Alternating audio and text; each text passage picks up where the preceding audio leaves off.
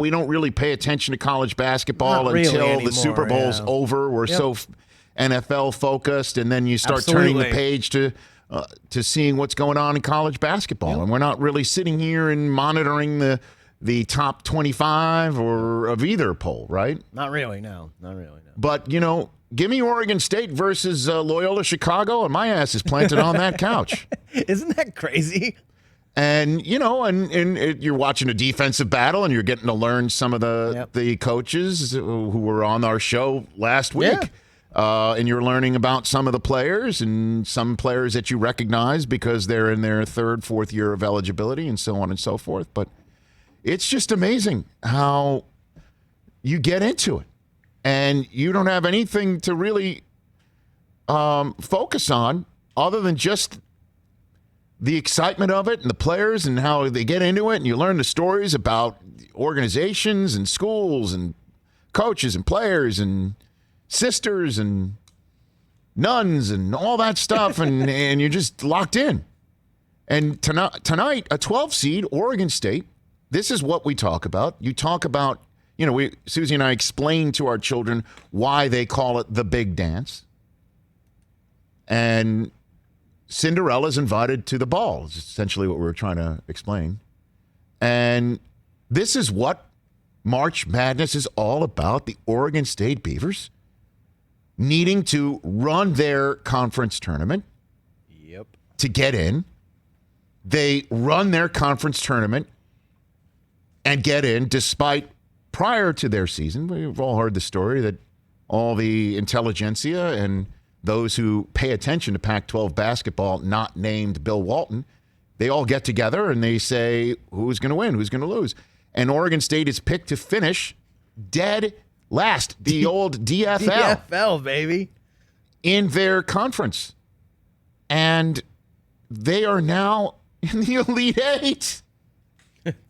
As a 12 seed. That's ridiculous. And that's never happened before, right? No 12 seeds ever made it to the Elite Eight before. Nope. We always hear about the 12 upsetting the 5. Usually we talk 12 seeds in the first round. That's what we talk about. It happens every year, 12 wins.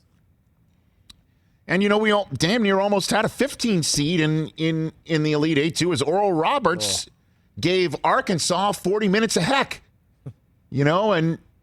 And Arkansas survives, taking on Baylor tonight as the 1-3 in the late window on CBS. But the early window is Oregon State versus Houston.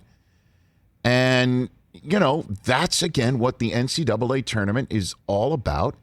And, again, you almost had a 12 and 15 seeds play tonight. And, I do bring up Oral Roberts, not just because that's, again, what the tournament's all about, but man, I wasn't in the chair after Oral Roberts beat the Ohio State. And my team's still in it. Oh, that brings me to the other part about what I love about March Madness. When your team wins in March Madness, it is so awesome, baby, to use the Dick Vitale. And it is 1,000%, admittedly, 1,000% thoroughly unhealthy to feel this way about one sporting event. The amount of joy that you get when a bunch of 18 to 20, 21-year-old kids just get together and as one succeed. And your coach represents your school because he went to it. And nobody expected this guy to do what he is doing, and he is doing it. And the whole school is right front and center. And you haven't been to that school in like 30 years when you graduated. It's been 30 years. And I still feel like I'm on campus, sitting in my couch. It's the best. And it is thoroughly unhealthy. It's unhinged, is what I don't know why I care so damn much. But, man, it feels incredible. It feels incredible. It feels incredible to see your team succeed. And my team is still in it.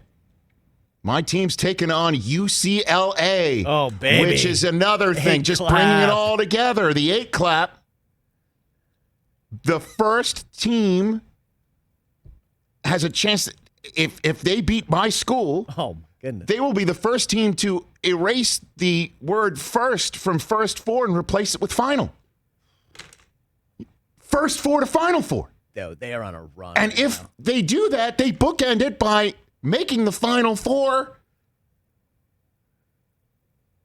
by beating Michigan, and they get out of the first four by beating MSU Spartans presented by Rocket Mortgage, which is another reason why I love my school still in it, because everybody else is out.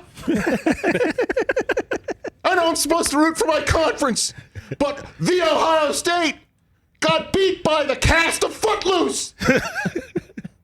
Everybody. And MSU Spartans presented by Rocket Mortgage. See ya in the first four.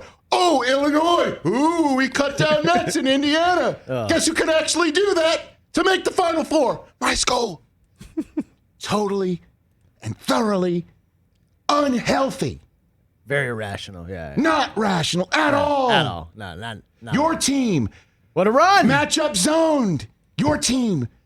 I tweeted it out. You texted me. I'm like, that's not a bad tweet. I throw it out there. Yeah. Because you text me in the middle of their game, in which they eventually did went to lose to yeah. Houston, but we should be down by 20. And I'm like, this is a school that prior to the tournament, they shouldn't make it.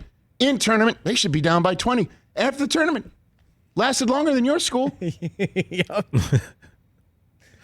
And your team, my brother-in-law went to Syracuse. My nephew is currently at Syracuse. This is his first tournament. What up, Jack? Yeah. It's amazing. Jack sees like, hey. What a run. So by the way, for the next 3 years when he goes to school there, chill out during the regular season. Yeah, just run. We're going to make it, and we're going to make the Sweet 16. My only question is, and this is usually a question you ask about a 76-year-old in Los Angeles, not in New York, upstate New York, central New York. Does he have any more kids, Jim Boeheim? I don't think so. Okay. No, not anymore. Yeah, that's usually a Los Angeles question. Speaking of, USC and UCLA in it. What's going on? I don't know. What's going on? The Pac-12 is just running roughshod over this whole tourney. Look at the Pac-12. It's just ridiculous. Look at the Pac-12. Everyone loves to dump on the Pac-12, and they're just 13-2. owning it. See ya. Wouldn't want to be ya. Look at that block M for the Big Ten. Don't worry, everybody. We'll take it from here. Unless UCLA knocks us off, who knows? Big Ten. Who knows? Yeah, you were complaining, Joe. What a you bunch texted of that frauds, whole, bro. frauds, because you chose Guys. Illinois to go all the way. Big lose. No. Well, yes, I did, but I did that just to be different. But we had to sit here all year and just hear how great the Big Ten was. Best conference, top to bottom. Well, choke artists. Their regular season champs are still in it. Great. You're the Still in it. last man standing. Well, take it. Great. As long as you're the last man standing in this tournament, if you're along the last women standing, by the way, the Michigan Wolverines women's basketball team took Baylor to overtime. I was locked in on that. I can't get enough of the tournaments, women's, men's. It's amazing. And it's one of those things, like you said before, how you could really not pay attention much of the season and just kind of come in, conference tourney starts, locked in. Locked. Can't get enough. In. Can't get enough. Locked in Gonzaga. Hey, congratulations on making it this far and making it to the Elite Eight and being undefeated and having the entire college basketball world wonder if you're going to make history. But, you got to play early on Tuesday because Michigan has got the late window. And all of us sitting around in Wolverine world, we're everywhere. CBS says UCLA versus Michigan. That's a lot of blue in that blood. Late night, Tuesday. Yeah. Big time. So USC and Gonzaga, that'll be early. Settle in. 7 out of the final 8 teams, the Elite Eight, 7 of the Elite Eight teams west of the Mississippi for the first time ever. And the only team that's east of the Mississippi has been around so long, founded in 1817. And then eventually playing in a conference that does become the Big Ten, but was called initially the Western Conference. That team that's east of the Mississippi has a fight song that ends with Champions of the West. Hey, you watched all the way to the end. Thanks for that. Watch more right here.